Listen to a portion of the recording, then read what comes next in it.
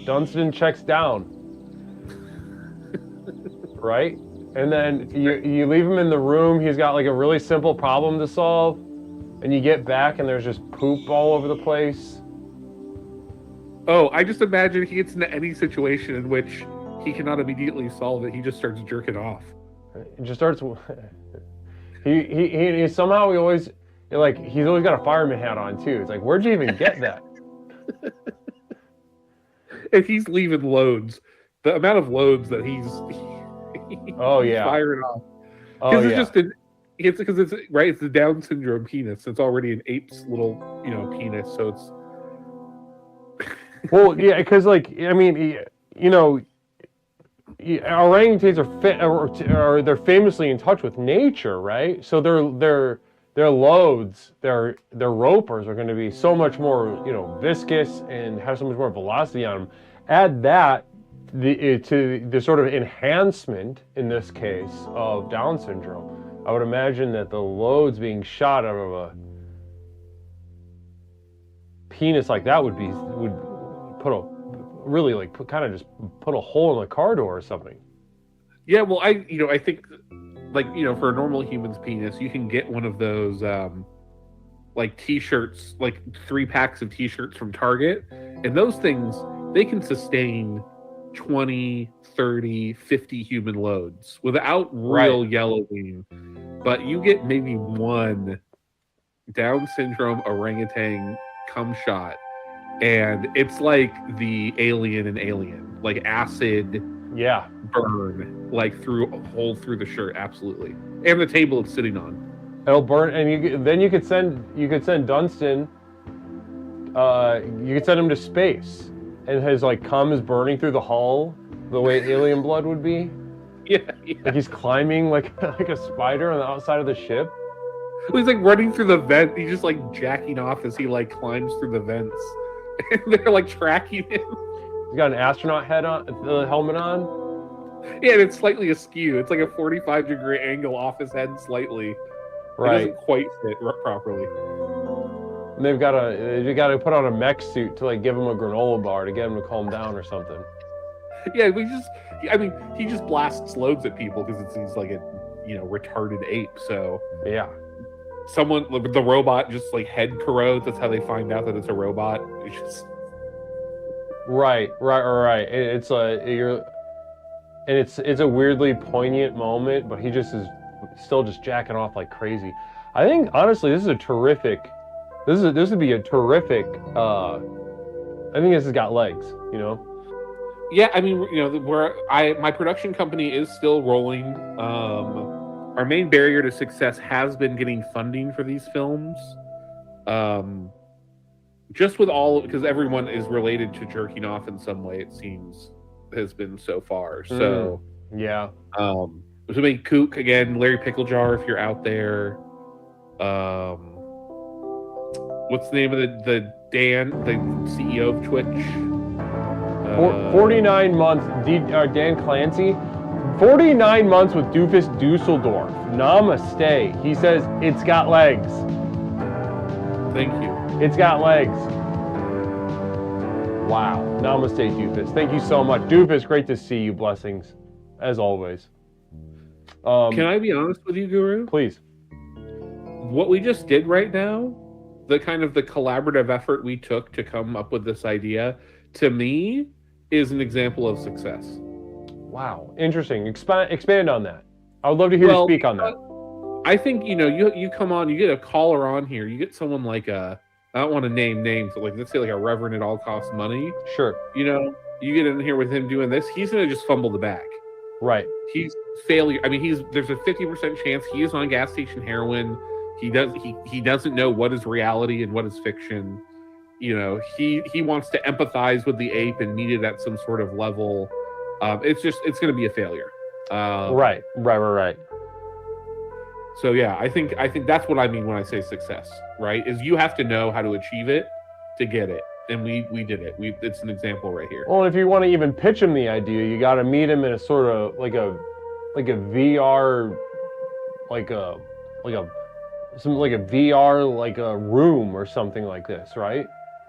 Oh, I cannot imagine the disgusting things that this man is going to use that VR headset for.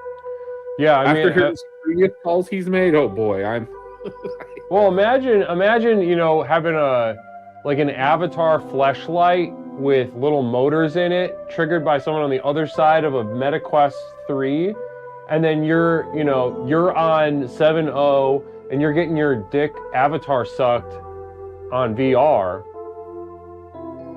Pretty cool. I mean, that is disgusting, and certainly not successful though. No, I'm curious in terms of you talk about we're allowed to jack off, but being a virgin again, as it were. Would that violate that, or does that still count as a jack off? It does. It counts. I mean, here's the thing. Technology is blowing the lid off of sort of masturbation technology. And it's both good and bad. Is it bringing, a certain vanguard, pushing it out, giving us more possibility? Yes. But, as with all quote-unquote progress, we have a responsibility here at Explorations to take stock and simply not in what is gained through this progress, but what is so consistently lost through the progression of technology in these things. So, I mean, do you gain something? Can you jerk off in space on pain pills that you got at the gas station yeah, sure, you can do that. Does that feel good? Yes. But what is lost? Is my question. Yeah. Like it's sterile, it's safe. You do it from back in the there's this picture or video that I think of a lot where it's a video of someone capturing a retarded man sticking a gas pump up his ass. And there's a danger to that. There's a reality to that. There is a human connection thing to that you do not get in VR, right? Because you don't have to go to the depths of depravity. Exactly. Because you just have your little VR headset. You have your little safe space. Exactly. In there. Exactly. Panty putting it pretty nicely. This is sterile. This is sterile, says Panty Puddin'. No, I'm gonna stay to you. This is sterile. I remember just a couple years ago, speaking of retarded people putting things in their ass, I just outside of a restaurant I worked at, there was a schizophrenic man who everybody knew, who pulled his pants down and shoved the end of a fire hydrant into his ass. Broad daylight. The top or the side? The top. He sat his butthole on top of it. And again, the community came together, took, myriad video and pictures, laughed at him, had the facade of worry and all that. But how much was happening in that moment? What did we lose? Not Mish knows. OMG, Milky Eye, because that was his name. He had milky eyes. Not in a good way. Kind of a scary way. Beautiful. Yeah, beautiful stuff. I think the loss of the immediacy, the loss of stakes of taking that kind of chance, I think that's a really, really, really valuable point. Yeah. I have one more thought about success, Leslie, please, and I don't want to keep you too late. But one thing about success that I think is very true to the program is that when you have success, it demands more of itself. Right? Speak on that. Why is that? Why do you think? So I think of it, if you work at a job, right? If you have a successful day, that's not enough. You must then have another successful day, because at the point that you no longer are having successful days, you are failing. And it feels bad. And so you feel right? Even in success, the pressure of failure breathes down your neck. And it's inevitable. You literally cannot succeed forever. Oh no. Oh no. Oh no, you can't. And would you want to even if you could? Yes. Right? I mean, I think people strive for that, and it's foolish because then you're just dead, and then you fail. So you couldn't stop that. I've yet to meet one person who stopped it. Who stopped what? The process of death? Yeah. Yeah. I've yet to meet a single person who succeeded at that. There is along those lines. I want to mention something I watched. Do we have any fans of the YouTube channel Atrocity Guide in the chat? Do we have any fans of Atrocity Guide? Have you ever seen any of these videos? Seen this channel, Pepperoncini? No, I have no idea what you're talking about. Okay, so there's a channel on this YouTube.com called Atrocity Guide. Great, they're terrific. They're terrific. It's like basically, it's the kind of channel that puts up documentaries on YouTube that are better than all the documentaries on HBO and Netflix, and HBO and Netflix will just basically copy off of whatever they do and do worse and do it 5 years later. So anyway, Atrocity Guide did a deep dive on a sort of cult that tried to freeze themselves. Is one of these cults that wanted to be immortal through cryogenic freezing, basically. Okay. And she rightfully pointed out, she plucked out in their writings a certain phrase that I think really struck to got to the core of not only this group, but to the core of the human experience. And that phrase was, "It's embarrassing to die." Yeah, it is. It's embarrassing to die. It's embarrassing to fail. So it stands to reason the greatest failure, death, should be the ultimately embarrassing. Like, you're really getting pantsed. God is like pulling your pants down and laughing at your penis. Well, I think about people who have like embittered rivalries or nemesis, like nemesis, and then one of them just dies and they just lose, and it, like, you put up in all this work to fight your nemesis and you die first. Like, what? Were you taking it seriously? Wow. Poor you'd love them. Poor you'd love them.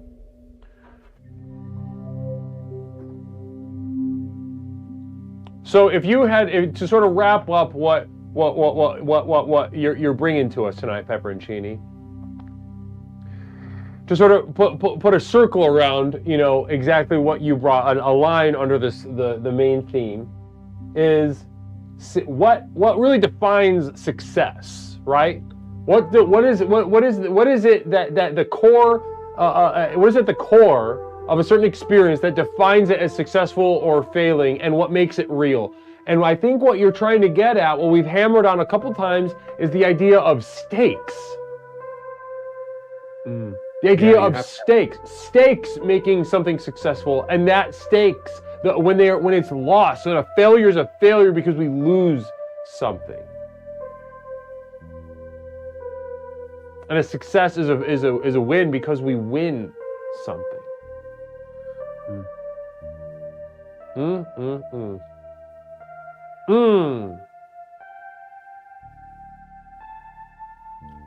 Wow.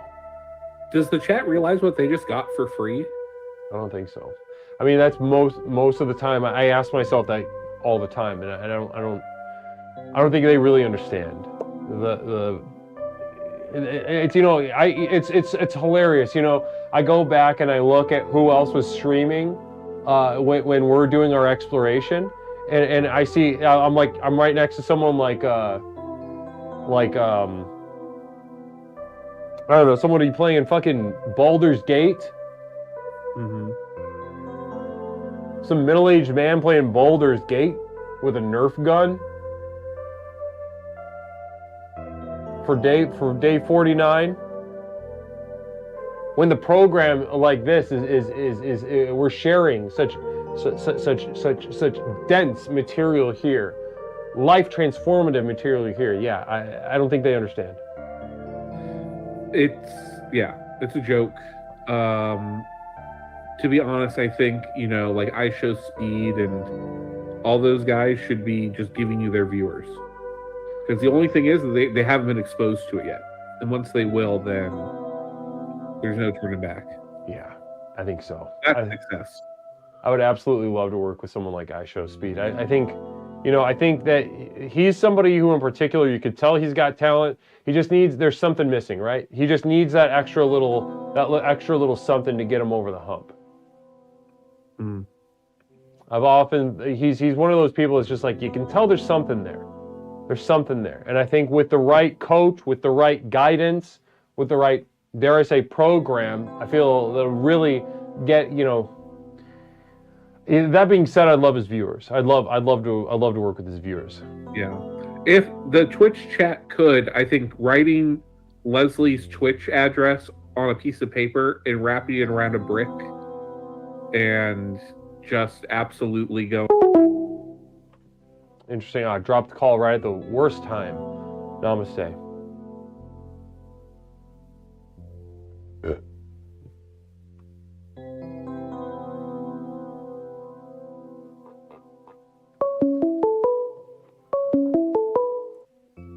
Caller, welcome to Explorations with Leslie Tanner. My name is Leslie. What's something I can call you tonight?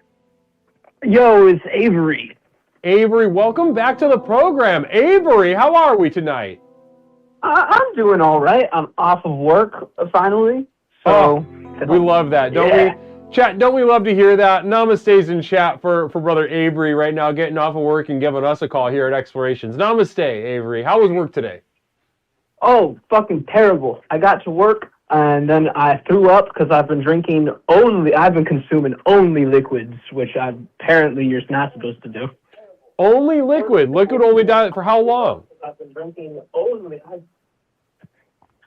So then my coworkers didn't show up for like 2 hours when they were supposed to, and my system was down, and I had like an insanely busy bunch of customers. But I helped everyone. Sure. And I managed to close only half an hour late. Oh, wow. Really speaks to your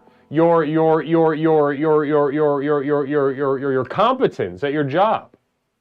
Yeah. You must be. Are you valued at your work? Because I would value you if I was your manager. Well, I think I am valued. I think, I'm valued for sure, especially for my manager. I'm not sure corporate values me at all. I know they don't value me. Sure. Manager values me. Corporate, right? My manager wishes I focused more on sales instead of focusing more on helping customers, which I get that, but... Right.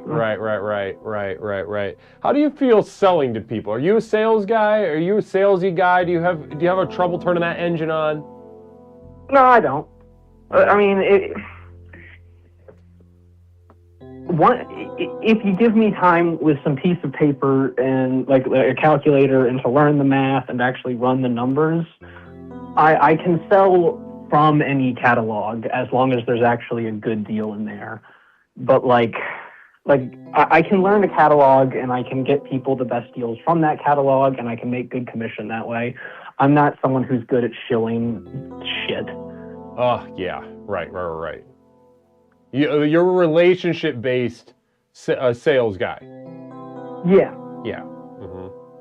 Interesting. So, well, listen. I think this is kind of going to be a really easy segue for tonight. Avery, have you been able to get what our theme is tonight yet? Yeah. So it's about success. I know that. That's correct. Tonight we're exploring success on Explorations with Leslie Tanner. Sweet. Awesome. So we all need more success in our life. Interesting, right? You said we all need more success in our life. Well, talk to me about that. Why is that? Why do you feel that is the case? All right, I guess we need to define need in that statement. I guess desire would be a better word. A desire often mistaken for a need. Need in the biological sense. Need in the biological sense. Okay, so... Yes, and everyone, no matter how successful they are, to some degree, especially if they can't control, their lower selves, need more success.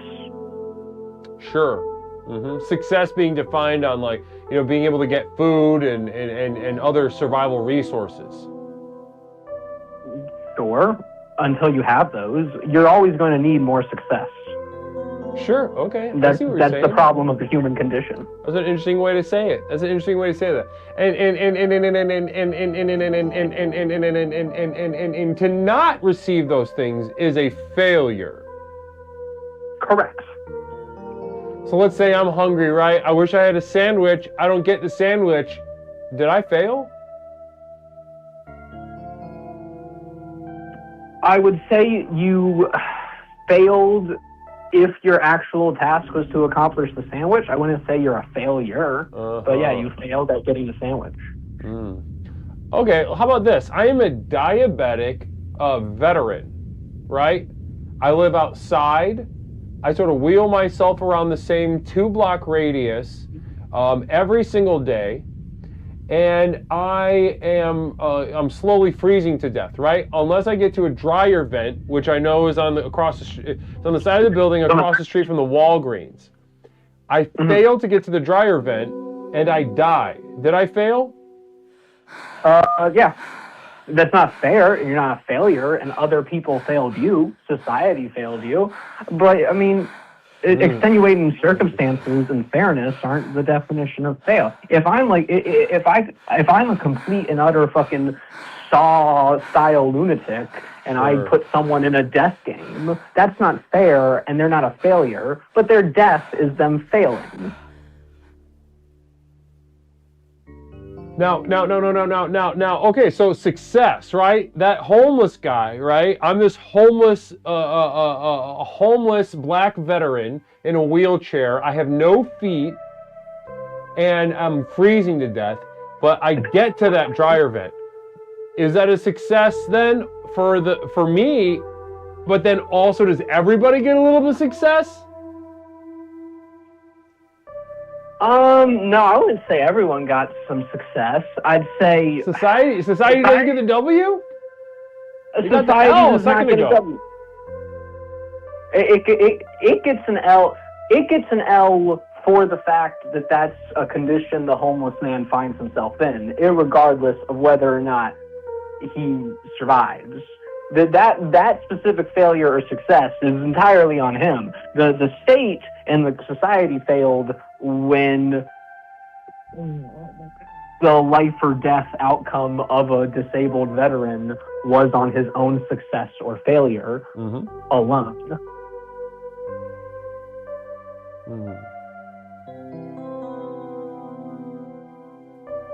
Right? Like it isn't like.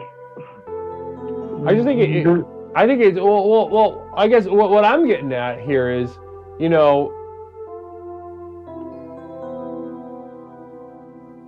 the guy failed and society failed him because he said, "Well, listen, I think in order to determine whether this is a success or a failure for this homeless veteran, we need to take a look at whether how many chances this guy's gotten to be not homeless, because this particular guy in this example." He's gone through like 2 or 3 free apartments in the past 6 years. He usually shacks up with somebody who abuses him, abuses the apartment. They can't control themselves. They have to replace so much drywall in the apartment, they end up kicking him out anyway. Is that a success of the community and of him, or a failure of both the community and him? I'd say it's mostly a failure on his part. But not everybody. Not everybody. Very few things are a failure on everybody. Except for this guy being poor in the first place, right? It's generally that's society and the culture, not everybody. Something can apply to a whole without containing the sum of all its constituent parts.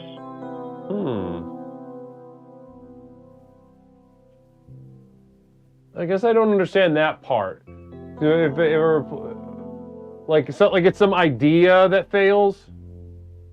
Yeah, like the McRib or something. Broadly, the systemic forces in place that should have prevented him from being in that situation failed. Does that mean that every single member of that society and culture failed in that case? No. Well, why would it? Most 99% of people in that system had no opportunity to ever intervene in that specific situation or had any idea the situation was happening. I mean, I could listen, guys, if anybody's hungry for an opportunity, and that's the thing, we can talk about wanting to fix the homeless stuff, but there right now, we could go within, I'm trying to think of an example of where there might be some homeless people overdosing and assaulting each other, Yeah. I mean, you're right. I could find a homeless person overdosing in like 20 minutes. That's what I'm saying, right? That's a good time. That's a good amount of time. Yeah, 20 minutes. That might be a little long, honestly. So if let's say you wheeled him, you went and wheeled me. I'm the black, feetless, diabetic veteran in a wheelchair, and you wheel me to the dryer vent, and you come back the next day, I'm frozen to death anyway. Is that a win or is that a failure? I'd argue that's a failure in the broader task of trying to keep the homeless man alive in that case. Right, yeah, right. Because I imagine, like, my goal was to have the homeless man not die, not to just have him near heat.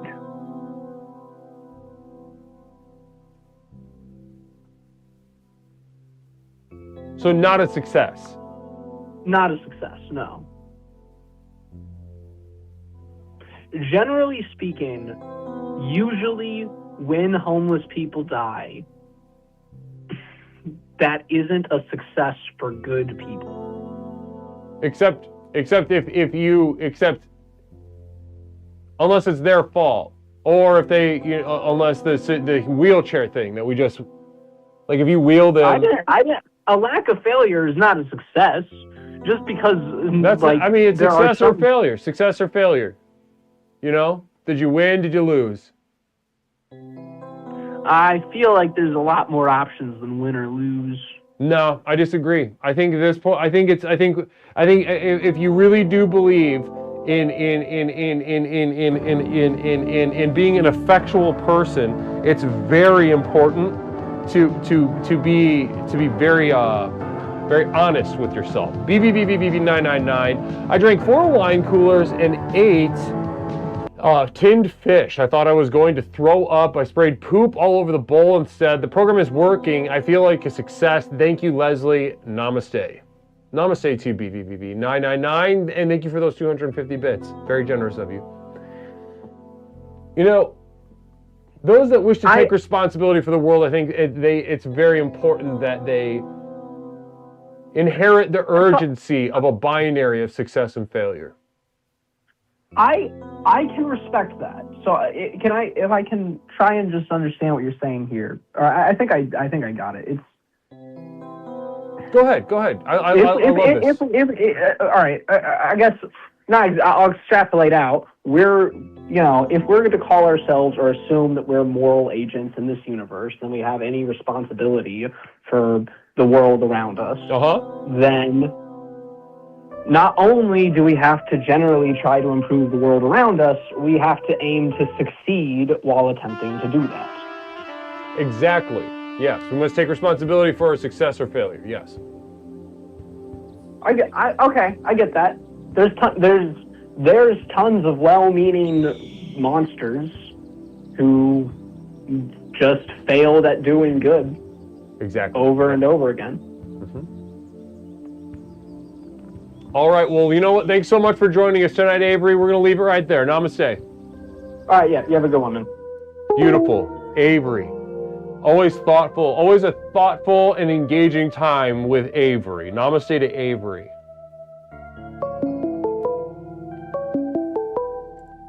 Our D-Trans friend. Namaste, caller. Welcome to Explorations with Leslie Tanner. My name's Leslie. What's up, Mike, and call you tonight? Amelia. Amelia Hahn, welcome back to the program. How are you doing tonight? Thank you.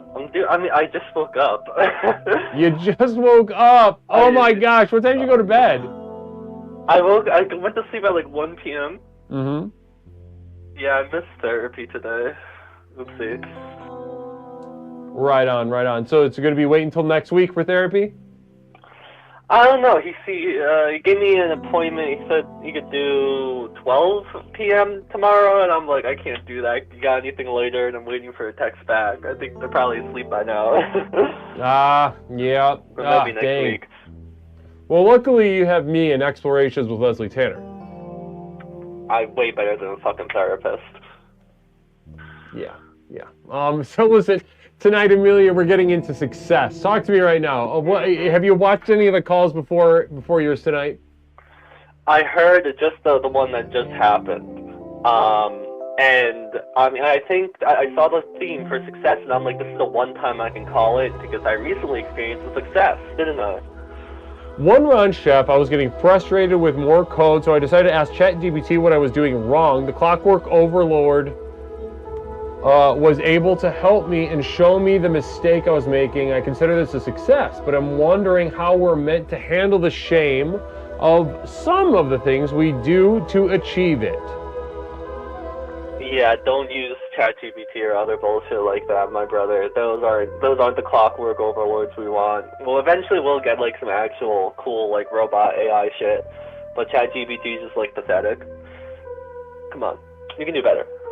One run, Chef. Okay, so you're saying in order to handle the shame, you're saying just don't do it. Don't do the thing that feels shameful. Yeah, you know, you have the shame that already existing. Channel that into power to stop fucking doing the thing that will produce more shame. It's kind of, you don't think it's kind of interesting?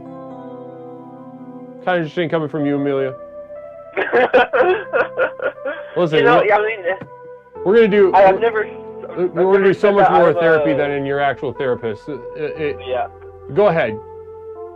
I've never said that I'm always the best person. Quite the opposite, in fact. That I am in terms of my coping with the world around me. Right. I mean, I would say you're a very powerful shame machine.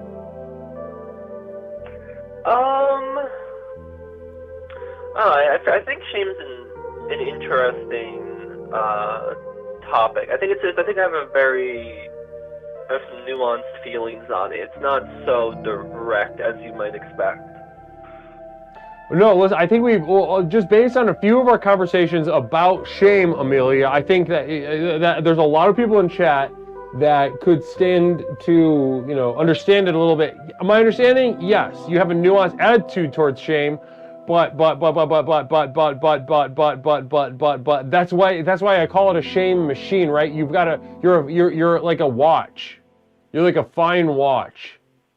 Like with all the little gears and all the little rods and everything. And the shame is like the lube between the cogs. I think that's beautiful. Now I'm gonna say, Mikhail Thompson, what is the caller's brother, sister is a trans call-in show? I mean, not exclusively trans, but there's some trans people that call in, and there are some non-trans people that call in. Occasionally, there's non-trans people who call in. Occasionally. Is there any other trans person who's called in here? That's the thing, right? How do you know? I guess that's true. How can you tell these motherfuckers apart? I mean, usually I can. Right, of course. I think it's one other trans person who has called in before that I can remember. And we had a D-trans person call in last week. We've got some non-binaries peppered in. Are we counting them? Oh, yeah. I'm on the fence. Yeah, we'll count them, I guess. Sure. I don't know. it's like that's harder to tell usually, and usually like they don't even like they won't mention it or anything, you know. Well, yeah, they won't mention it. They may or may not be, on any kind of hormone, so it's difficult. Exactly. The standards are different. Yeah, they may not be like actually like that's like trying to change themselves in any way. It's just sort of it's just an identification label, you know. Transitioning, success. Is it possible? Is it possible? Like theoretically? In any way, theoretically, materially, spiritually, talk to me. Theoretically, I think it is. But if we're talking more realistically, I think the end goal of like transition is probably impossible for most people. Why is that?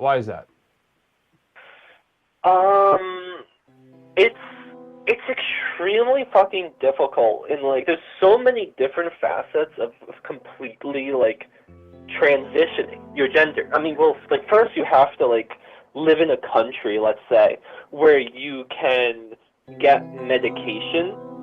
I'm talking about the end goal of transitioning I'm thinking of is passing in this case. You have to get medication. You have to live in a country where you're allowed to get medication and you won't be stoned to death for like having the thought of like being gay, let alone being trans. Right. Possibly, and then we have to consider, okay, what is this person like before the transition? Because some people are like, they can get mistaken for the opposite gender without anything. But some people, even after like taking HRT for years, they still won't pass as the opposing gender. They may need surgeries. If they can get the surgeries, if the surgeon doesn't turn out to be a pedophile on Epstein Island, which is a thing that happened recently, if the surgeon doesn't like fuck it up, give them terrible complications, and then you have to consider clothing, makeup, money for this shit, ability to do this shit right. Then social. Can you socially transition? Will everyone accept you? Will people instantly recognize you as this? Can you get there's a large list here of different ways, and it's extremely difficult to nail every single one of these. And so there's a lot of hurdles, a lot of opportunities to fail. 100%. And like I think what happens with a lot of people, and what like a lot of people in the transgender community recommend, is like give up on passing. Passing doesn't matter. And to some people, they will agree. They believe in this. What do you think about that, Amelia? What do you think about that? I think conceptually, I agree. I think, whatever gender, who cares about gender is bullshit. But, like, when I think about, like, me personally, like, I want to. That's the point to me, is to pass as the opposite gender. I don't want to, like, a lot of transgender people are pretty ugly. And I don't want to look like the average gender person. I want to pass as a cis female. First of all, can we pause for a moment? Let's acknowledge just for a moment the sorely needed and brave message just sent to the world by our trans sister Amelia. That a lot of trans people are ugly. True. And this is allow me to, as a therapist, as a legally licensed therapist, what a lot of my colleagues like to do, especially in the gender affirming therapy, which I'll set aside my thoughts on that for now.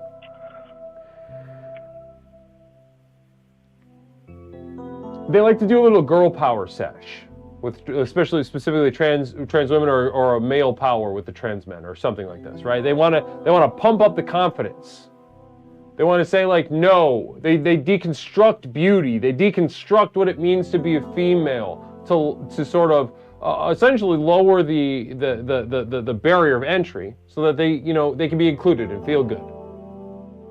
This is abuse. This is a form of violence done in the name of empathy, and it is hideous. And for someone like Amelia to say some trans people, a lot of trans people are ugly, ladies and gentlemen, you might recoil from this. Bad thought, negative thought, can't think that thought. No, trans people are beautiful. Think about the experience of an ugly trans person for a moment. What do you think it's like for that person to hear that all trans people are beautiful and to know goddamn well that it's not true? Ladies and gentlemen, let us get some namastes in chat for our sister Amelia for bringing such an important topic, theme to our consciousness. Namaste to you, Amelia. I have a little bit more to add on this. Please, please. I will say that I don't think, I think beauty is in the eye of the beholder, right? And I don't think being ugly is necessarily a bad thing, right? It's, people can be ugly if they want, people can think they're hot or whatever, but to me, sometimes I'm scrolling on Blue Sky or something, right? And there's this, there'll be a account of a transgender woman, and she'll be posting a selfie, and she'll be like, oh, I'm feeling so fucking hot today. I'm the hottest bitch in town. And then it's a picture of the same exact transgender person you've seen 5,000 times that is really just doesn't look good. And then you look at their profile and it's all just I'm so hot, I'm the best. And then it's just shit. Is this it? Is this what I got to look forward to? Yep. This is what it's gonna be like? Yep. And a lot of the... Continue. Go ahead. Finish that thought. Okay. And there's also a lot of transgender people I've noticed that are a little arrogant. I think it's sort of like a pendulum swing. Society, civilization fucking hates us, and a lot of us hate ourselves. Mm-hmm. So a lot of people pendulum swing into almost schizophrenic delusions of grandeur, oftentimes literally, they're people with this mental illness. But it feels insane to look at, and you look at their profiles, and they're basically talking about how they're fucking God. And how they have the best opinions in everything, and how they're so fucking good, and how they're so fucking hot. And then, you actually look at, the contents of some of their shit, and it's just you're just a fucking kind of a bit of an asshole, conceited person who's also kind of ugly. And you look like every single other person. What the fuck is this about? You need to humble yourself a little bit. Mm-hmm. Mm-hmm. A lot of, often when I work with, because I do a lot of free, because a lot of, especially trans youth, they don't got a lot of money a lot of the time. So I do a lot of free pro bono therapy work with trans youth, and a lot of the care that I give them, especially up top, is just they might start talking about some of this being hot stuff. I'm like, we gotta talk about this. We gotta talk about this. We gotta talk about this. And we do, basically it's kind of like a re-education, sort of, to reestablish that you're at best average. Yeah. I'm looking in chat, and George Santos isn't that far off from the image I'm thinking of, which is kind of crazy. I don't know how you thought of that, but George Santos is a little bit looks a little bit like the average trans person. And I'll say it again, and this goes beyond just trans people in general. Talking about, if you're hot, if you feel hot, that's just not true. That's absolutely not true, not accurate, 100%. Because now, what about the quiet, ugly people? What about the quiet, like fat people that are gross? What about the dumb, ugly, fat people that are just don't speak up, right? And they know who they are. What about them? What about them? And I wanna add something else, because I think I'm also, whenever I sort of talk about these sort of things ever, it also like ends up being a hook for like transphobic people, because the transphobic people are like completely like way super far in the extreme end and hear something about like a transgender person having a negative quality and they want to be like, fuck them, they're so fucking terrible. This is like, I'm talking about this shit from the perspective of a transgender person who's like been in transgender community, has like most of my social life is transgender people. Mm-hmm. If you're transphobic, fuck you and go to hell. Like, who the fuck cares what people want to do in their own free time? Like, I have my own thoughts, like, about some people and some things, but at the end of the day, it's just what I think, and it doesn't fucking matter. People should do what makes them happy and live their own lives. So go to fucking hell if you like actually care, like if some people are ugly, or if you actually like give a shit, like if some person doesn't want to like pass. You should probably do things that I'm not gonna say because of TOS, because I don't want to get dropped like the last guy. Well, you know what, and it's funny that you bring up the transphobes, and honestly, because I work with a lot of transphobes as well. Transphobia is very powerful. It's a very powerful thing, and it's interesting how in a lot of the cases of real quick communal vision from Framway Yard. Is Nick Kroll black? Hold on, I gotta look this guy up. Do you know this guy? He's a famous comedian. Is he black? He doesn't look black. He is Jewish. Is there like a thing where some like, people will say that's enough to be black? He doesn't look black to me, I'm gonna be real. Does he have like African heritage or something? Not sure. I'm waiting for is he mixed? Another comment from Fram. I'm trying to look at his Wikipedia. He grew up in a conservative Jewish family.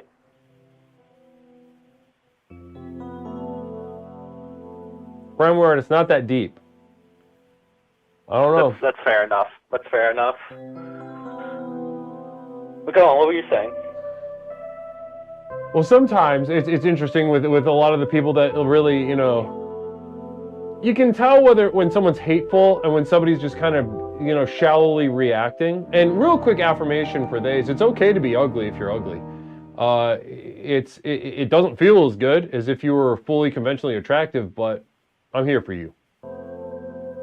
And so to put a period at the end of that sentence, Cooker Pie with a question from a communal vision. Is Nick Kroll swarthy? What does swarthy mean? Yeah, I don't know. Of a dark color, complexion, or cast. So it just is he black again? Swarthy, but like a Sicilian could be swarthy. Is this guy like a Greek guy? Like is this guy notable? Do you know this guy off the top of your head? Nick Kroll, he's a famous comedian. I see. I'm not too into comedy. He's a famous comedian. He had a sketch show called The Kroll Show about 10 years ago. Oh, I see. Okay. Was it good? It was at the time. I don't know. One time I tried to show Mish a clip of it, and it wasn't hitting as hard as I remember. Yeah, that's happened to a lot of comedy things. Even if like it's not like exactly like cancelable or some shit, a lot of it just ages really poorly. Yeah, my opinions and taste in those things is, stayed relatively consistent, and but just like the silliness wasn't hitting as much. But check it out, and maybe you might like it. I'll note it down, and I know we're running up on time. But yes, we are. About success. Well, listen, thank you so much for for calling up and talking about how, how common, easy, and achievable it is to fail and not succeed at transitioning, and to really sort of dispel the sort of psychotically deluded idea that all trans people are very sexy and hot. And I think that's a message that's going to go very far. I hope that this particular VOD that will be revisited among many people Library in the future. of Congress. I think toxic positivity is I think honestly maybe a little bit worse than toxic negativity. I find positivity in of itself kind of repulsive. But, like, the blanket of toxic positivity that consists of, like, the pendulum swing from a lot of how the world is going downhill and how the internet has become a cesspool is also in equal parts, like, fucking disgusting and makes me want to puke more than, like, going on a 4chan board that Jeffrey Epstein likes to post on. Like, at least there's, like, there's I feel some comfort, looking at 4chan, and seeing them all, like, call each other the hard R N-word, and, post, like, unimaginable, traumatizing shit to you for, like, when you're a 10-year-old first exploring the internet. Versus, like, having to go on, like, Blue Sky and seeing people be like, oh, I love my friends, life is so good, I'm sexy, I'm the best, and you have like 15 other people who are exactly like them being like, oh, you're so fucking hot, fuck me, oh, you're so beautiful, life is so nice. I'll take the slur throwers any day. Listen, Amelia, as if it none of that, in terms of an understanding between us, and ultimately, a lot of what you just said, it was implied by all of our interactions historically, but to hear you say it feels really great and truly gets at to the core of what this program's all about. Thank you. It's always a pleasure. Always a pleasure, Amelia. Namaste. Thanks for joining us tonight. Namaste. Namaste.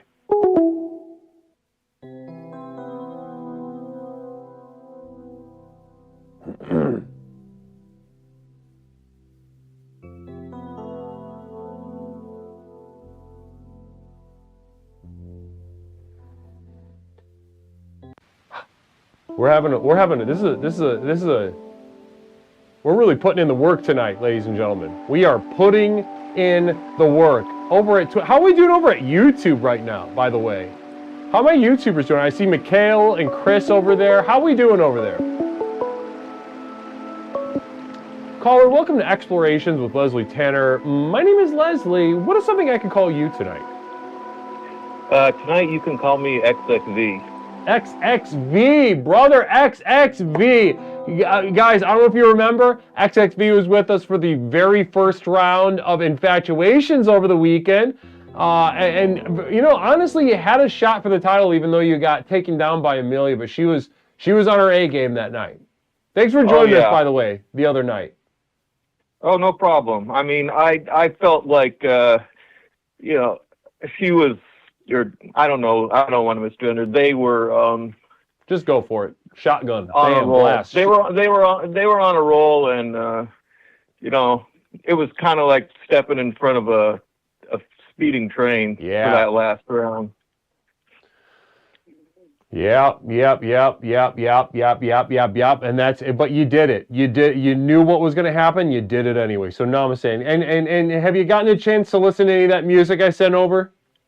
Oh yeah, I did. I even mentioned it at the top of the chat there that I've been centering myself by listening to some of that inspirational music that you gave me. Beautiful.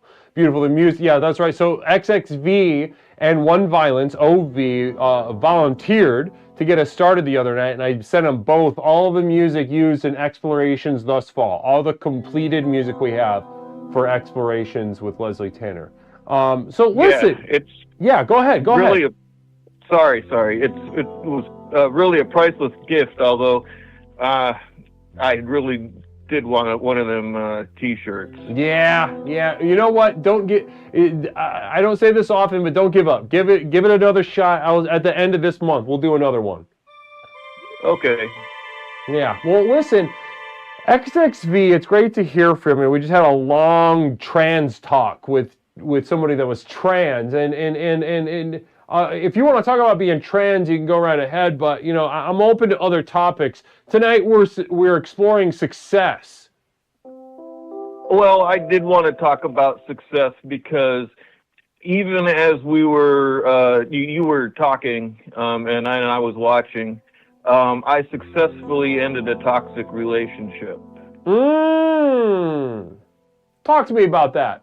Successfully ending a toxic relationship sounds tough. Take us in the experience. Tell us a little story, XXV.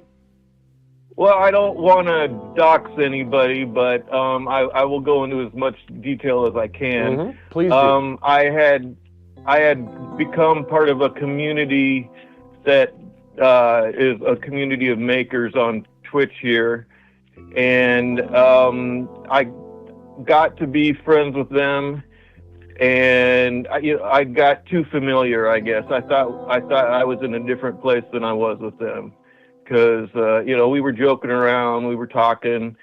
I was having a hard time, so I was bitching a little bit about my job, and then one of the people said, well, we don't like that, speaking of toxic positivity.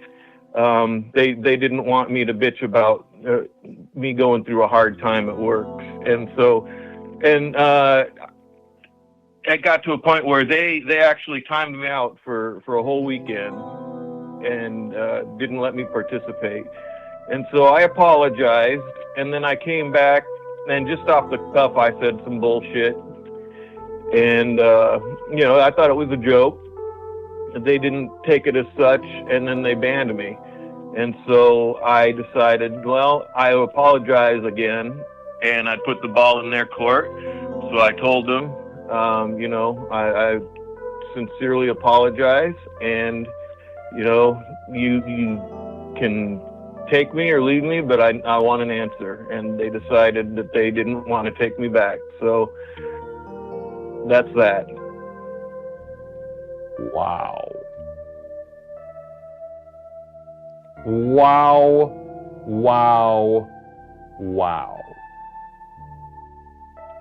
They're not firing for YouTube? Let's see if I can see what's going on. Hold on one second. Sure. Oh. Try it now. You try it now, Mikhail or Chris. Or yeah. Christopher, Mikhail. Whoever. Try another one. It didn't alert me that it was causing problems. Anyway. Wow.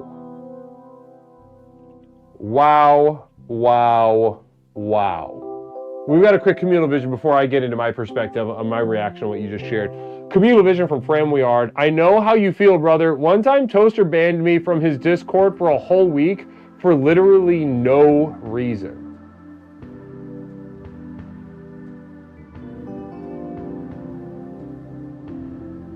So it's kindred spirits in this experience.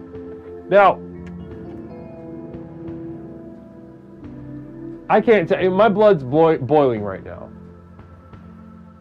XXV. My blood is on fire. I've got magma in my blood right now. You know why? Because this community of makers, this community, I'll go ahead and say it, community of jackals, have made you crawl around on all fours, apologizing for making a little joke, talking about your life in a negative way. Make you apologize like a little boy who snuck a cookie from the cookie jar. Not once, but twice.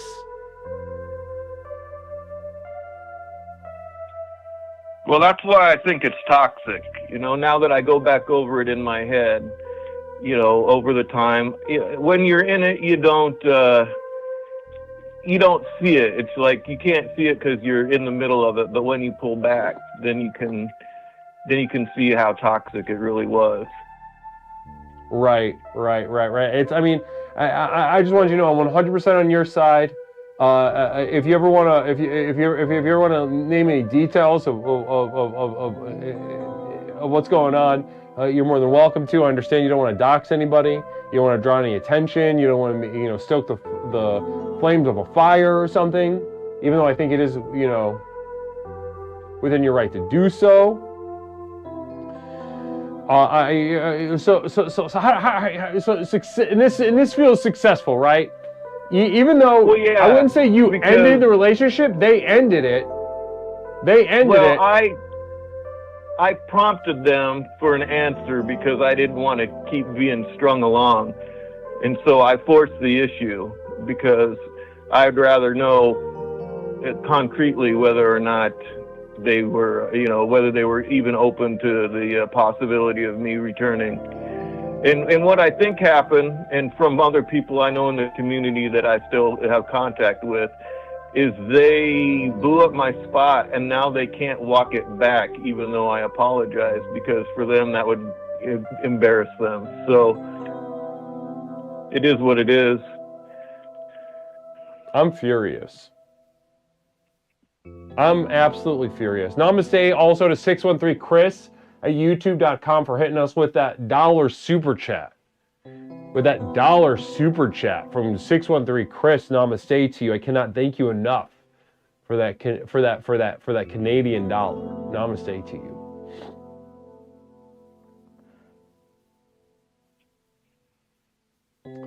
Now, listen, I would say though, you're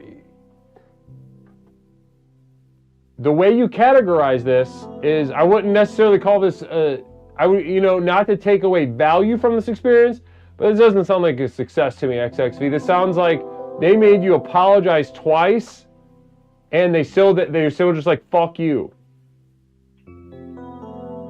They ended the relationship.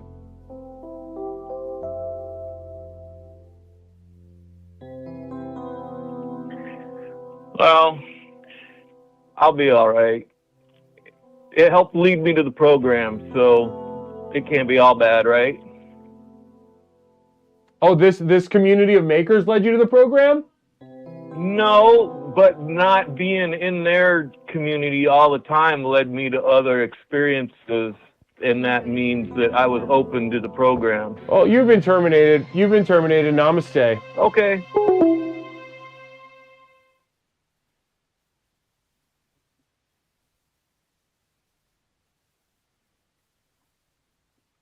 There it is, pepperoncini. A little bit late. You get a terminate by poll. I was a little late on that term. Chinga has a terminate by poll in the chamber. Whenever you feel it is ready.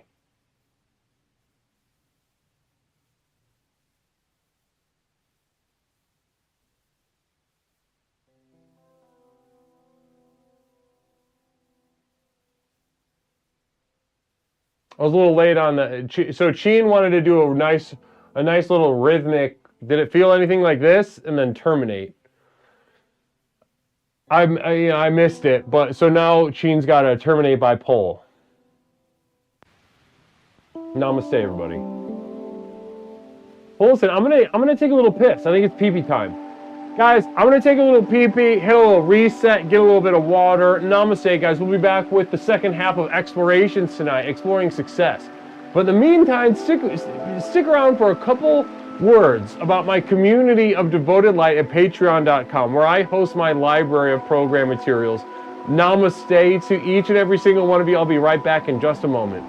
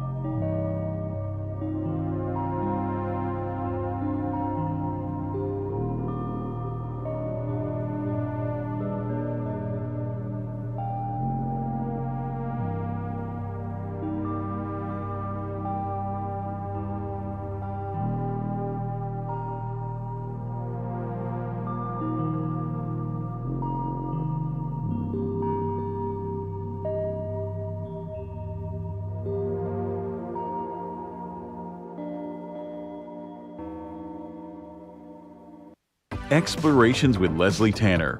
Since Leslie and his program broke onto the scene, Explorations has become the #1 best-selling and most influential personal power program in modern history.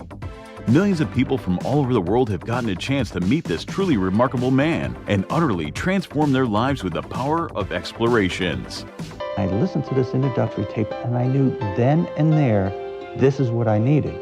I felt just so much better knowing there are a bunch of people out there suffering like me. I'm not kidding you. I think after the first tape, I knew, okay, I'm gonna be fine. I got such relief from the very beginning of starting the program. Now that you've gotten a taste of what this program is capable of, it's time to show you how to take your life to the next level. Here to tell you more about what is possible is legally licensed clinical therapist, author, coach, speaker, entrepreneur, martial artist, amateur musician, one of the nation's foremost thinkers, and our guru, Leslie Tanner. Good evening, everyone. Whether you've been with us since the very beginning and have watched Explorations work wonders in your life, or you're joining us for the first time tonight, I say namaste to you.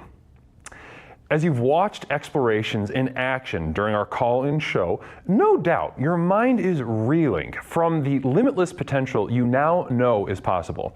Between the tailored themes and lectures, to the myriad avenues of exploration through the channel points, to the customized ways to interact with me and the community, there simply has never been anything quite like this program. Now is usually the point in one of these self-help programs where it starts to sound like a sales pitch. Someone like me might normally say something like, "Listen, I know your time is precious. Let me cut to the chase." But there's only one problem with that. We know your time isn't precious. I could speak at length for hours and hours about absolutely nothing, and I still wouldn't be wasting your time because, well, you're here, looking for a fast, all-encompassing solution to the problems in your life that have become so intolerable, you're not sure what you're going to do. You may be considering any number of extreme decisions, ranging from short-term band-aids to more permanent solutions. However, as dark and bleak as your situation is, so too must our tools be bright and revolutionary. So whether you're tired and looking for more energy and enthusiasm for life, or maybe you're lonely and isolated but want better relationships, let me tell you that for these things and so much more, my breakthrough program of explorations to explore the universe and beyond really works. It's worked for elite performance athletes, critically acclaimed artists, best-selling authors, entrepreneurs, and for thousands of others just like you. I have been blessed by the universe for a brief moment that I now command upwards of $50,000 for speaking engagements. But through the technology of this program, you can hire me, Leslie Tanner, as your personal therapist, coach, and guru, all rolled into one at the Community of Devoted Light. On patreon.com. Where you and thousands of others just like you are learning to leverage the chaos around them to catapult their lives to heights that were previously unimaginable.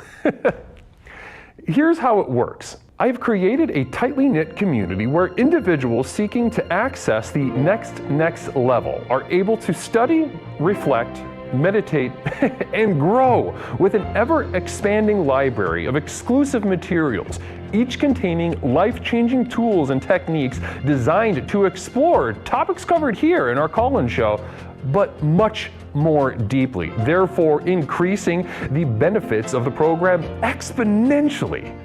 These materials include your name in the credits at the end of the stream, demonstrating the importance of your leadership and the value of your investment. A signed personal postcard sent out each month full of observations and witticisms by me, Leslie Tanner.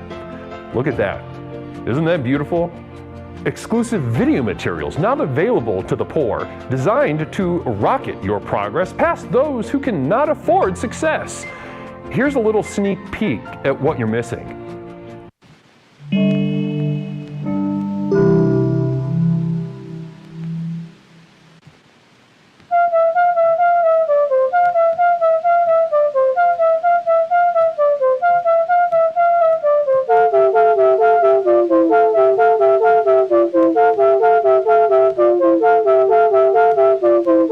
Last night, I had a dream that I had sex with a horse.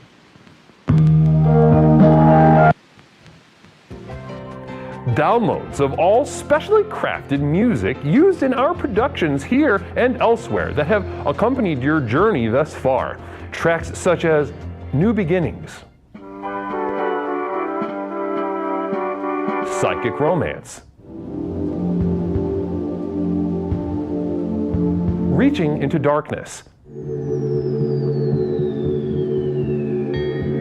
or The Skeptic's Gamble.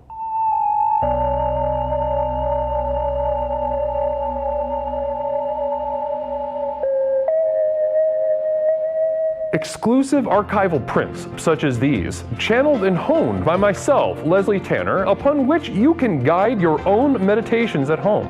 I'm not an artist, nor do I claim to be. These visions are a burden and cause me immense suffering. But I do it for you.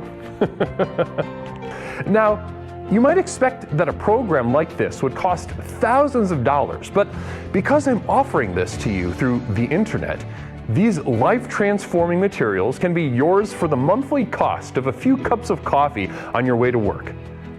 With access to these materials, regardless of your level of investment, you will also be receiving a complimentary download of our landmark track, The Sojourn Begins, as a thank you. So does this sound good to you? Well, what are you waiting for? If you are ready to join the thousands of others who have already committed to the final journey to access the next level, simply type Final Journey into the chat and you will be guided with further instructions. One thing I can promise you is that however massive your problems are, however abject and humiliating your life has become, I have created something so simple yet so profound in this program, you'll be absolutely flabbergasted by the results. Now, let's get back to the program. Namaste. Namaste, explorers. Welcome back to Explorations with Leslie Tanner. It's me, Leslie, host, creator, founder of the most effective personal power program in the country, Explorations with Leslie Tanner. Now, that was a couple words about my community of devoted light at patreon.com. Yes, we have some fun over there. Yes, there are exclusive materials. There's a monthly postcard. Right now, there's been a podcast. We're going to be mixing it up soon. Some news about that later. But yes, we will be mixing it up soon with the podcast. We'll do a couple more podcasts, but I've got something. I did a quick poll within the community of devoted light recently to see, because the thing is that my knowledge and experience and it's sort of in a manner of speaking, it's kind of boundless, right? It can take any form, any shape, and with my community of devoted light, the thing about our relationship is that it's intimate, right? It's personal. It's a one-on-one, more direct thing. And I want to make sure that the tools I give them at the community of devoted light at patreon.com are tooled in such a way that really meets the needs and shape of their lives. Namaste. Hey, can I be EOTM this month? You were already. You can never, that can never happen again. Actually, let me think about that. I'm pretty sure no.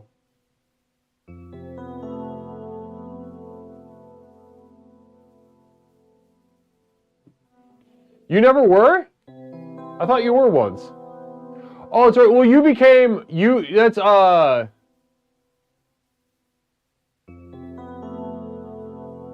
you became,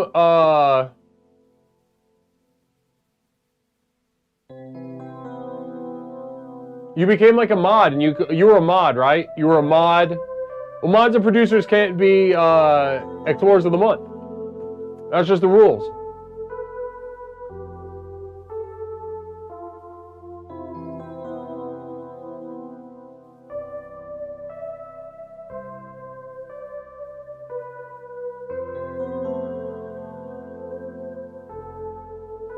No, we can't. No, we cannot. Even though that would be a very good lesson to many. Let me consider that, but right now my answer is no. All right, guys, let's get back to it. Right now we're exploring success on Explorations with Leslie Tanner. Let's get right back down to brass tacks. We got a caller that's been waiting for about 11 minutes on hold. Let's bring him on in and get down to brass tacks. Caller, welcome to Explorations with Leslie Tanner. My name is Leslie. What is something I can call you tonight? Mr. Leslie, it's the year of tubing. I'm back in the clutches of the wonderful program, and it feels good. Great to have you back on the program, You're Tubing. How are you doing tonight? I'm doing good. I was just wondering about, it's been boggling my mind the past couple of weeks. So I know you guys live in a very cold climate out there in Chicago. So they say that cold water dips are really good for you. What do you think of that, Guru? What do you think about that? Cold water dips, like an ice bath? Yeah. What do you think of that type of stuff? I think I think I've been known to enjoy an ice bath in my life as well. I think that because it's so damn cold. Imagine if you did one.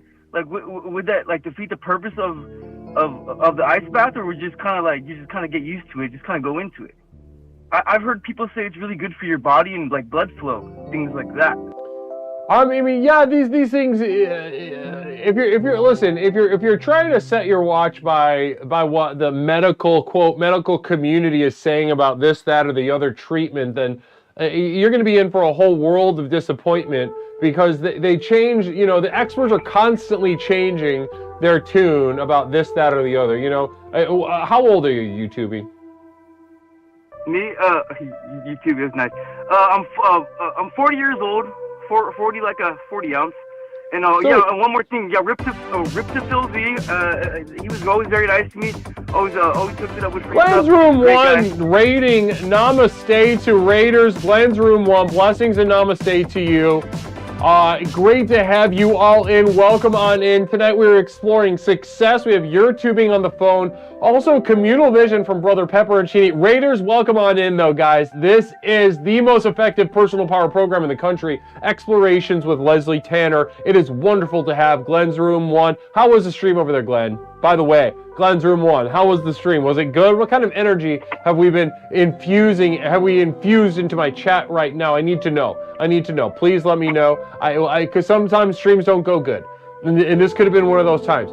Glenn's Room 1, thank you so much, though. Either way, blessings to you. Also, Pepperoncini Communal Vision. Hey everyone, Leslie Tanner here. I am happy to announce Pepperoncini as the next EOTM, Explorer of the Month. Do not worry about anything I say after this that might contradict it. That's me just being a silly little guy and pranking around. Congrats, Pepperoncini. So I know it included in that message to disregard what I am currently saying, but I, Leslie Tanner, the sort of source of this entire program, this is not an official announcement. And this is kind of, you know, this is more trademark Pepperoncini prank stuff, right? Like if this is just some of that old school sort of gotcha stuff that we've come to expect from a little nincompoop like Pepperoncini. Namaste. He is not the Explorer of the Month. And now that's definitely not going to happen. I was considering it, but now it's definitely not going to happen. You're tubing. Listen. The cold bath stuff, the warm bath stuff, these things are all, you go to one expert, they say to go to a sauna. You go to another expert, they say do an ice bath. You go to one expert, they say drink cold water. You go to another expert, they say drink warm water. You go to one expert, they say Diet Coke is good for you. You go to another expert, they say Diet Coke's killing you. You go to one expert, they say, you know, eating animal fat is actually very important. You go to another one, they say bacon is is a carcinogen. These experts are fools, jackals, and rapists of the highest order, You're tubing. And I don't mean that as an analogy. I don't mean that as a joke. I mean this seriously, without any layer of abstraction. I mean it directly. They are raping our minds. So within that, I want to point that back at you. What was your experience like in that cold bath, and what is your call? Do you think it's good for you? Few times that I've done it. I haven't done very many times, but it kind of exhilarates you a little bit. You know, like cold showers are good for you, but then some people would go against them. You know, I don't know, because you guys live in a cold climate. It's like what, minus 20 sometimes, which I've never been exposed to. So I figure if I were to do it in that kind of weather, and let's say I survive it, you know, you become an ice cube or you survive, like jumping in Lake Michigan, right, when it's minus 23 below. Imagine you survive that and like become like some kind of I don't know, you become some kind of specimen of science. I mean, that's, there are people here that do that. If you Google the Lake Michigan polar bears, there's a group that in the middle of January they run out into Lake Michigan, in their swimsuits and whatnot. Wow. Okay. That's something cool, something to look into. I will look into that. But no, I've heard a lot of things about it, and it's just something that I thought, I just wanted your expert opinion about this kind of benefit. I've heard of people who do it and they run, they climb mountains without their clothes on and stuff. Like they're basically in shorts climbing mountains because they got used to the cold. I've heard stuff like that too. So I just wanted your opinion. That's all. Well, listen, you're tubing. I'll leave you with this. All right. Those people climbing a mountain without any clothes on. Of course, I'm not familiar with every single person who's ever done that, but I would imagine they're not consulting experts before they decide whether to do that or not. Right.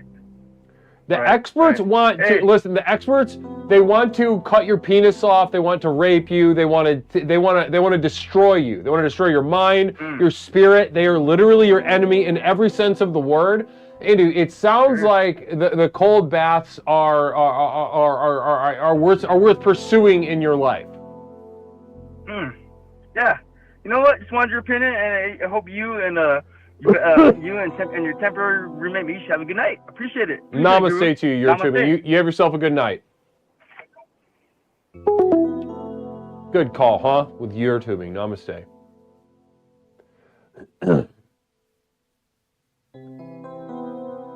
Pepperoncini, you still got that one term by poll. Remember, as we enter the final 30 minutes of Explorations with Leslie Tanner tonight, you still have a term by poll.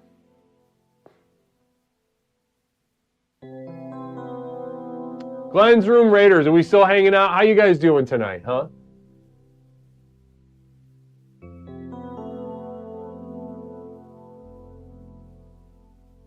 How we doing, Glenn's Room Raiders, huh? Talk to me. Chat with me.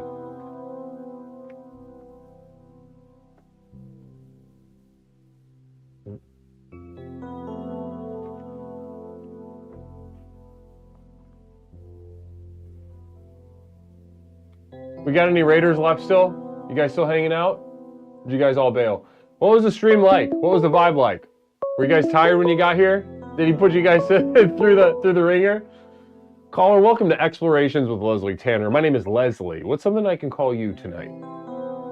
Hey, Leslie. This is Kook. Cougar Pie. Namaste, Cougar Pie. How you doing tonight?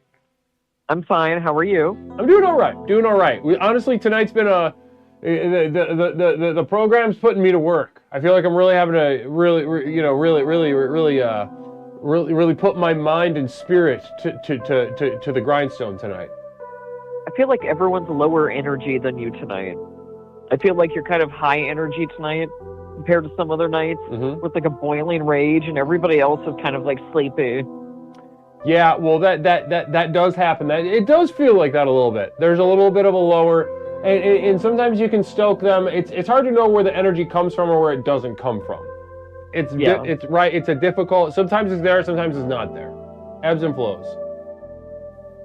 I just wanted to say Sheen was not low energy. He did a very good job, and he was a great boy. Yep. So Pepper and Cheese said, "Not me. I wasn't that. Not me. Namaste." Yeah. No, he did great. Yeah, we got to Duncan checks down in like that was like under a minute. Yeah, I don't know that movie. I never think about that movie. Me neither. When I was a kid, there were a lot of movies that revolved around like an animal, like doing a lot of things and going on adventures, and that's just one of them that I never recall unless somebody else brings it up. 100%. Cujo, Milo and Otis, Homeward Bound, Air Bud died during Milo and Otis. Huh? Milo and Otis was made by a Japanese company, and they don't have any of like the same like no animals were harmed on set like we do, and so many cats and dogs died. Yeah, there was like a one particular river scene, and they drowned like a bunch of cats, right? Yeah, the Japanese don't give a fuck. The Japanese do not care. Don't care about cats and dogs. Yeah, it's interesting. It's interesting. The Japanese are an interesting people. You know? I would like to go to, if I could go to Japan and never have to get on a subway, I would consider going, but since that's not a possibility, oh God, I know I just touched a cat and scared the shit out of her. I know that I'll never go. I can't be crammed in with people like that. It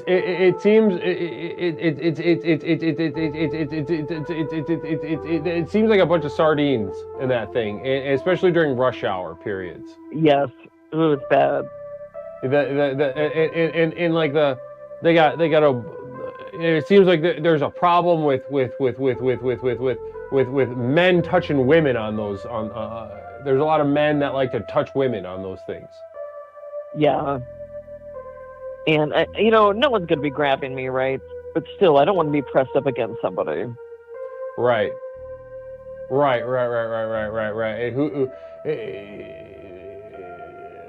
And what are some things that you would like to go and experience there, other than avoiding the tube? Oh, I want to look at any of the futuristic vending machines and hotels where you can check in and not have to talk to anyone. That's the kind of thing I'm into. So I want to see like a vending machine that like cooks noodles for you and things like that. I really don't care about temples. If I see one, that'll be enough for me probably. If there's anything vaguely morbid, I would probably go and see that. Pepperoncini, the quick communal vision. Fun Japan tip. If you were grossed out by large penises, you don't have to worry in the land of the rising sun. All Japanese genitals are digitally blurred at birth.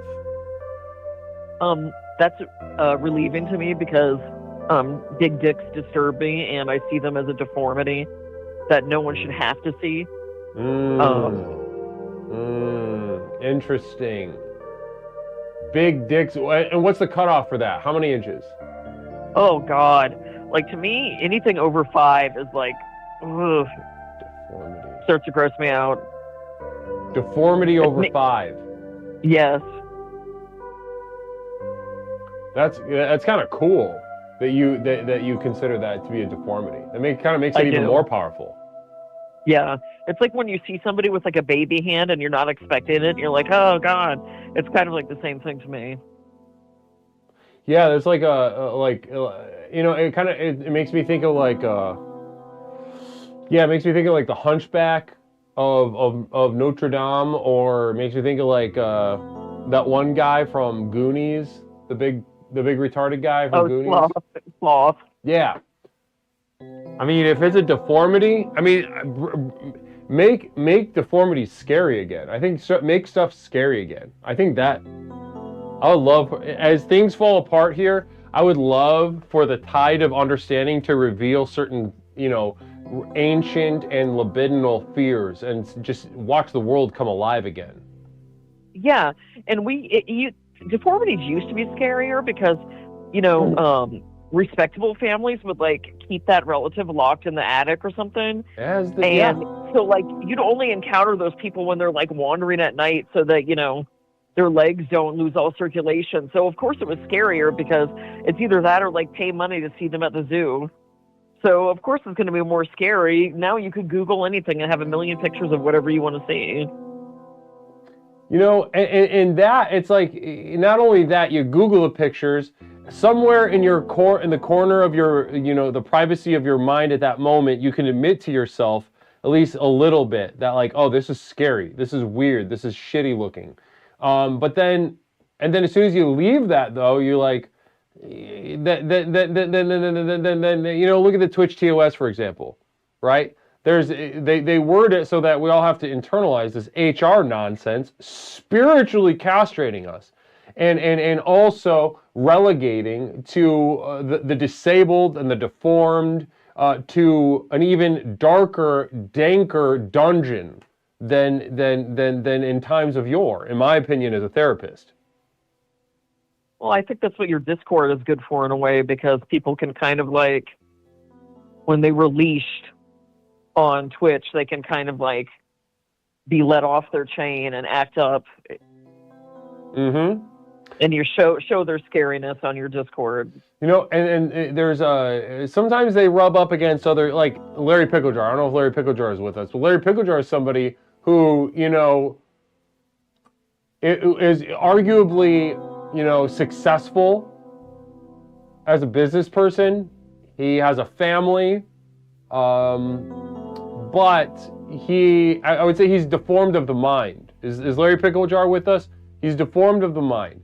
And he shows, Larry? Yeah, he's deformed of mind. He's got problems. He's got problems, and he shows those problems. One time I've watched him in real time get kicked out of the Everything Now show because he kept spamming shit about Leslie Tanner or Leslie Tanner's penis or something like that. I mean, that's kind of funny. I would not do it, but if I were to see somebody else do it, I'd probably encourage it. Yeah, he was fully pedal to the metal on that one, and they did not like it. You know, but at the time I was in the chat, I was like, listen, fellas, not my problem. This is a you problem right now. Yeah, what are you gonna do? You can't make him do anything. Not shit. Yeah. I can't do anything. I'm just inspiring, ultimately.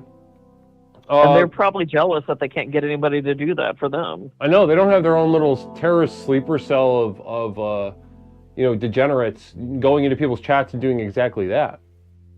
Leslie, go back on ENS. I'd love to. I've not been invited. I've not been invited since then, but I talked to a couple of them. I'd be happy to go back on that program. I did their game show thing a couple years ago. It was fun. Anyway, I think you'd be fun on Very Important People. Oh, I would love to go on. I would have so much. I saw clips of the two baby guys recently. Yes. That they were so good. People who are able to ad-lib, I find that so admirable and like talented, and just like that's some of my favorite type of comedy. People are able to do that. So many people can't. It's something to see that when somebody's got that magic, you know, it's something to behold. Because you gotta improvising is such a mysterious little unicorn of bullshit. But listen, Kook. We've been talking, of course, you and I, we could chop it up, per usual. We could chop it up all night. By the way, thank you for the books. Before I even talk about the theme, thank you for these books, for the Quan Mills. And they're not AI, and the guy goes on TikTok all the time live, and he's very entertaining. So I was like, you know what? Let's do some joint advertisement. Does he have a lot of followers on TikTok? I mean, more than you would think for writing "This Hoe's Got Roaches in Her Crib." Mm-hmm. Probably like shockingly more than you would think. And he posts all the time, like every day. Like he's really a hustler. Fully. I respect that, yeah. I mean, this is I mean, if you're writing, how many books does he have? I think he has like 9 books. Yeah, if you're churning out books that steadily, you're not a hustler. You are grinding. Oh yeah. And nobody gives a shit about books anymore. So the fact that he's making anybody give a fuck about books is interesting in itself. I agree. I really only read things that are terrible, so you know, most books, people write books to make people feel good, and I'm not about that. Oh no. Yeah, I think that's the sign of a child's mind, which makes sense with a child, but somebody who reads in order to like feel good about something, it's like you can't trust them. I wouldn't bring, if I had children, I wouldn't bring any of my children around them. Let's just say that. Yeah, I read things to feel terrible, only, always. Now, listen, and it works. Listen, so you're an interesting person to, of course, to talk to, and I kind of want to take you to task a little bit on tonight's theme, success. Cougar Pie. So you've got a lot of interesting and very well thought opinions, as always. Namaste. Okay, Pepperoncini says, Cougar Pie vibe check, terminate by poll. So we're going to enact the terminate by poll and see how this goes. So ladies and gentlemen, you'll be able to vote in chat whether to terminate Cougar Pie. You have 1 minute, Twitch chat, vote. Keep Cougar Pie to talk about success, or get rid of Cougar Pie now. And I want to tell Amelia something. Before I possibly get voted off, one of the reasons I want to go to Japan is because I never want to vacation somewhere that I see as dirty, and I don't see Japan as dirty. Mm-hmm. I'm not going to go to a place dirtier than where I live. Oh, there we go. That's interesting. That's something. And they do. They keep everything real tidy and clean over there. They conserve well. Yeah.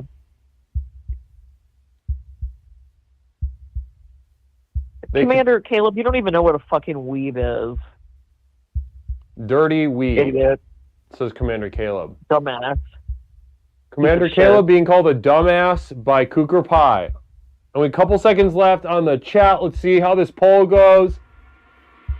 5, 4, 3, 2, 1. And you voted to... It was a dead tie? Yeah, it was a dead tie. I voted last minute too. Oh, well, I'm the tiebreaker. Namaste, Coop. TTYL.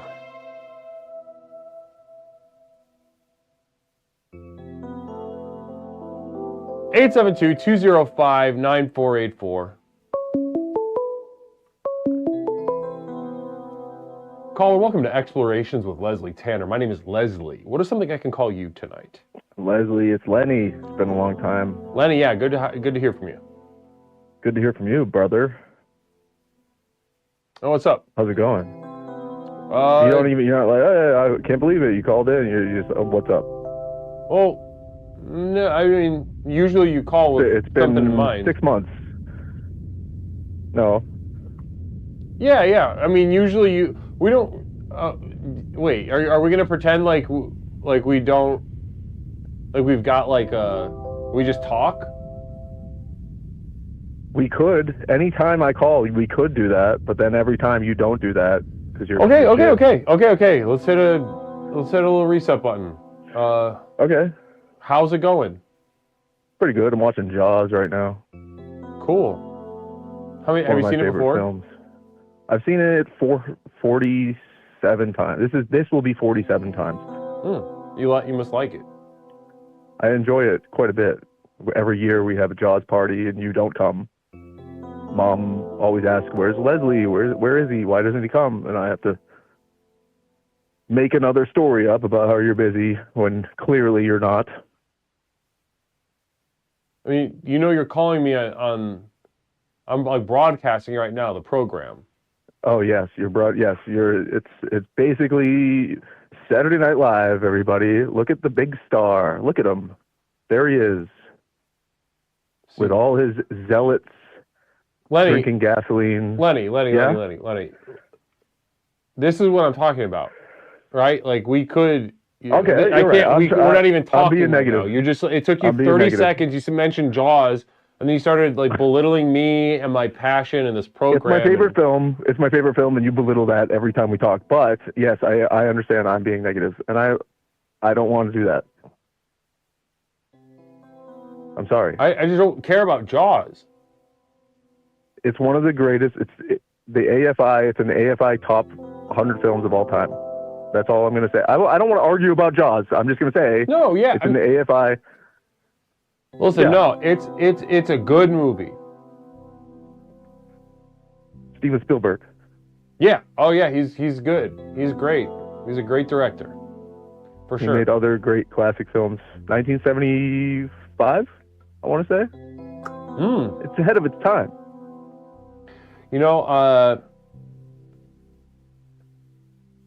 I recently watched a movie. What was it? It had Robert Downey Jr. in it. Iron Man. Yes, it's one of my. I love Iron Man also. No, it wasn't Iron Man. It wasn't Iron Man. Iron Man 2. Yeah, that's it. It was Iron Man 2. Iron Man 2. Yes, Robert Downey Jr. It has Mickey Rourke as he's the villain. He has an electric whip. Yeah, that was. It reminded me of you. I thought of you. What, Mickey Rourke reminded you of me? Yeah, the like his skin quality made me think of you. Yeah, that. Okay. I can see that. Yeah, it's kind of. He has that Edward James Olmos kind of skin. He has that. Yeah. It's distinct. It's distinct. Well, it's not the best Marvel movie, but it's one of the better ones, I would say. It's in the top 50%. Yeah, it's like the only Marvel movie I've seen, so I don't. You only saw Iron Man 2, and didn't you say you saw Ant-Man? You saw Ant-Man Quantumania and Iron Man 2, and those are the only are the only Marvel movies you saw. Those are the two that you really need to see, I would say, if you want to get the whole story. Orchestar from chat says Jaws sucks. No, well, he's objectively incorrect when he says that, because it's actually one of the better films ever made, and that's just a fact. So that guy probably doesn't know what he's talking about.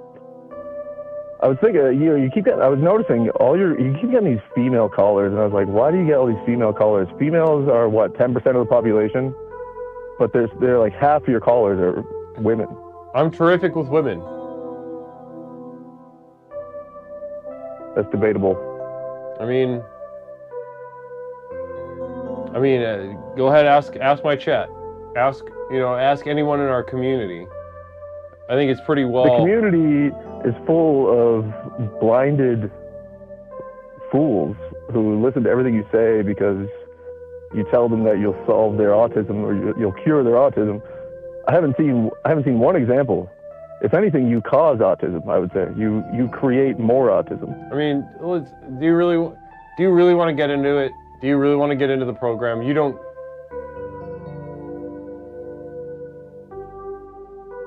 I don't want to get into the program. I think the program is poisonous. I think it's destructive, ultimately, for the followers. But I think if that's all they have, more power to them. What else are they going to do with their lives? Communal Vision from Pepperoncini. Orchestar is a proud, independent woman who will stomp you a new mud hole, you goofy bastard. Those are really strong words. Listen, I'm really terrific with women. I think any woman that I've ever come in contact with would attribute, would echo that. I'd imagine any woman in chat right now would also. Guys, can I see some ones in chat from ladies who agree with the sentiment that Leslie Tanner is terrific with women? Specifically lesbians.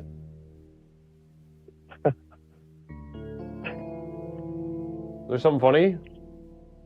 They probably identify with your haircut. I would, if I had to guess. It was a lesbian haircut? It's a lesbian haircut, and they see you and they say, one day I could have a haircut like that.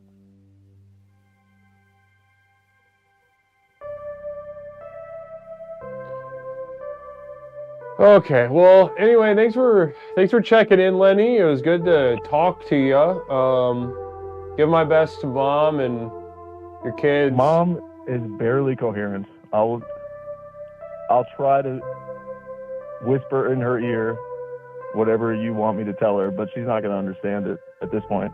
It's too late. Okay, well. See you at Thanksgiving, you fuckhead. All right, I'll be seeing you. All right, namaste. Namaste. A nice little, I don't particularly enjoy those telephone calls with him. Lenny, my brother. The only time he wants to call and claim that is when he wants to call and belittle the program, my life's work.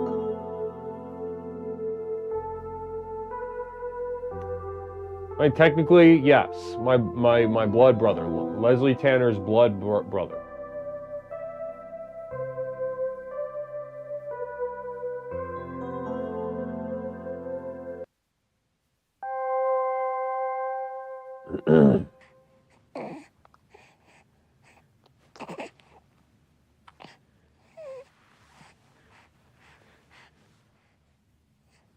Didn't you have another brother and you got a call about him dying many months ago? That's possible.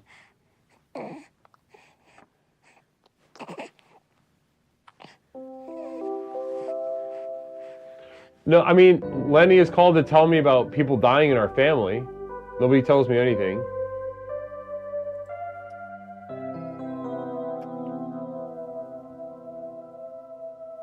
Does he buy Playboys with the sticky mat pages? Commander Caleb, you're playing close. We only got 9 minutes left. Do you really want to play that game? Commander Caleb, we got 9 minutes left in the stream. Do you really want to fuck around and play with this? BBBBBB9, namaste. Thank you so much for the bit.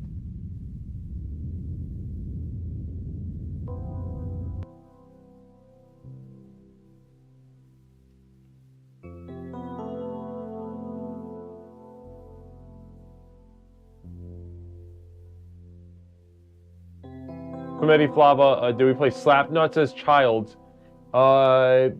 Probably. I don't remember it distinctly enough, but it sounds like a yes.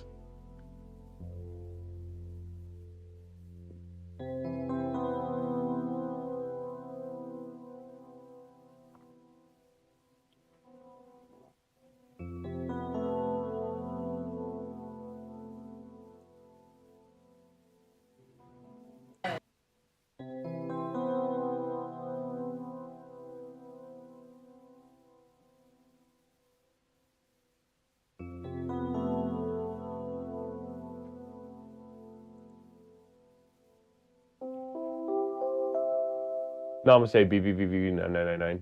Namaste to you. So guys, I got an exciting announcement for tomorrow. We're going to be streaming tomorrow night. I think, let me think, let me consider that. Because we stream tonight. We could do tomorrow night or we could do Friday night.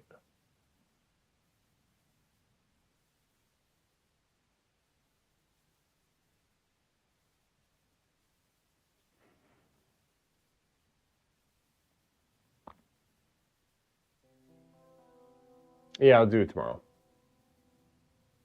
We'll stream tomorrow. Exciting little announcement for everyone.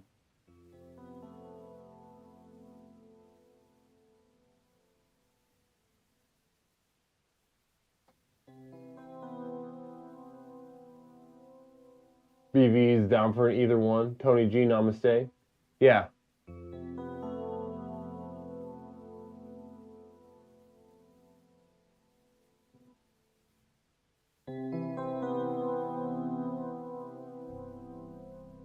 I'm not excited, but I'm glad for you.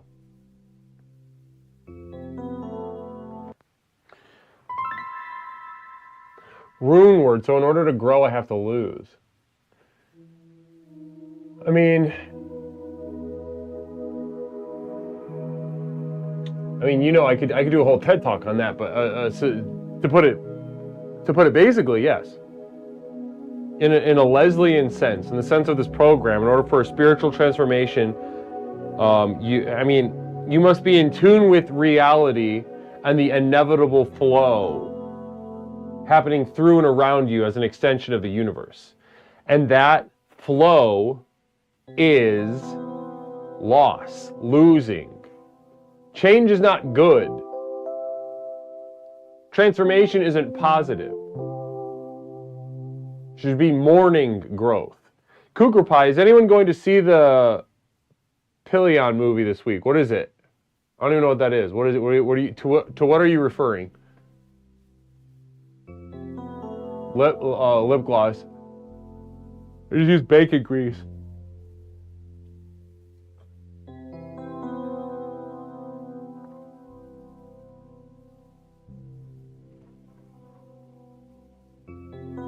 Is German in chat? German royalty in chat?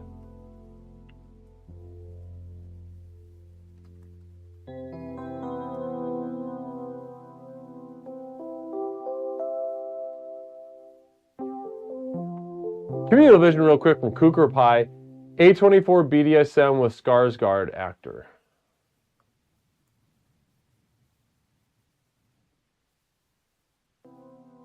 I haven't seen anything about it. But no. I'm open to seeing stuff. I recently just watched Baby Invasion. Baby Invasion by Edgelord, Harmony Korine movie. Weak, castrated men will shout that everyone needs to jack off less, or worse yet, stop jacking off altogether as a means of remedying spiritual ills. They are in desperate need of a mature man to tell them that the only way out is through more.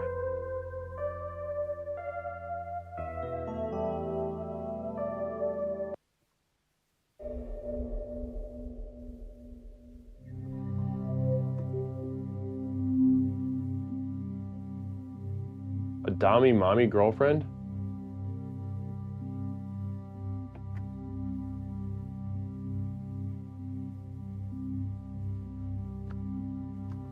Well, it depends. Depends on what kind of Dami mommy you're looking for.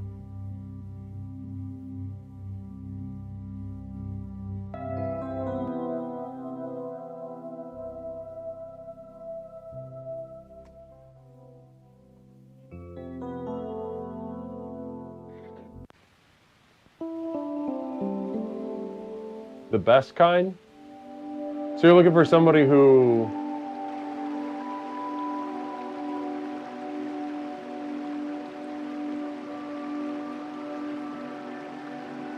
Yeah, so listen, what you're looking for is somebody who doesn't put that on the front.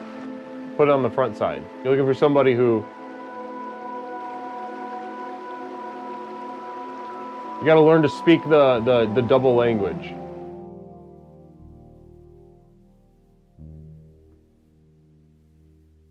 That rope you and rob you? Well, that's different.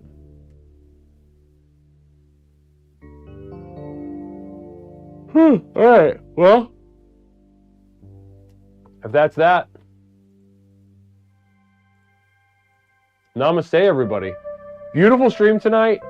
Hard-working stream tonight. We really put our nose to the grindstone with tonight's theme of success. Now, tomorrow we'll be exploring failure, the flip side of success, the importance of both, and what defines each. As Pepper and Cheney brought up, one aspect that defines whether something is a success or a failure, or just an exercise in vanity and a masturbation exercise, it's stakes. What do you have invested in it? Is it in line with your values? Are you being honest with yourself?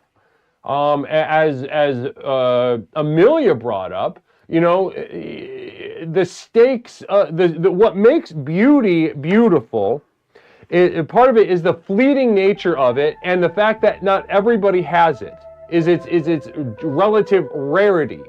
And if it really just is a matter of a mindset, and that it's nearly universal, and then this is dishonest. And therefore we lose the stakes of both success and failure. And those that are vulnerable, the people that are most vulnerable among us, be that trans people, be that fat people that have fucked up brains, be that ugly people with mental illnesses and that are poor and will always be poor. These people they are experiencing the reality of stakes at all times. They're at the bottom rung. They're at the bottom of the hill, and shit rolls downhill. To be playing games about stakes of success or failure is to deny the reality of these poor, fat, ugly, stupid, mentally ill, mentally disabled degenerates whose lives are made even more miserable by the scourge of liberal understanding, which is nothing more than a violent repression. and an exilation of the most vulnerable people. They are drowning, and you act like you're giving them a life vest, and you're giving them a series of stones, and they're sinking to the bottom. They need stakes to be placed back in success and failure. They need reality to be recognized. Be they ugly, be they beautiful, usually not. Be they fat, skinny, be they ill, healthy. Namaste. Beautiful stuff tonight, though, everybody. We'll be back tomorrow with Failure on Explorations with Leslie Tanner. Commander Caleb, absolutely true, absolutely accurate. Namaste. Crazy awesome, namaste to you. Blessings, thank you for piping up. I appreciate that. Crazy awesome, namaste to you as well. Blessings. Thank you so much to Kook. Thank you so much to German Royalty. Thank you so much to TC Fish for all those subs. I got a nice little, Brother Pepper and Chini went and sought out a nice little raid for us, guys. So we're going to be raiding a very small, new, a little streaming community. So make sure you slap some namaste energy on them when you get there. Interact, have fun, all right? Spread the word of the program with the recipient of our raid tonight. Michelle with the jelly. Namaste. Namaste. They're having a nice little intimate evening, and we're about to bring the most effective personal power program to their doorstep. Namaste to you. Guys, we'll be back tomorrow evening. Announcement tomorrow evening. And a good old-fashioned exploration on failure. Namaste to you. Blessings, guys. We'll see you all tomorrow. Get some rest and give my best to Michelle with jelly. Blessings. I'll see you all very soon.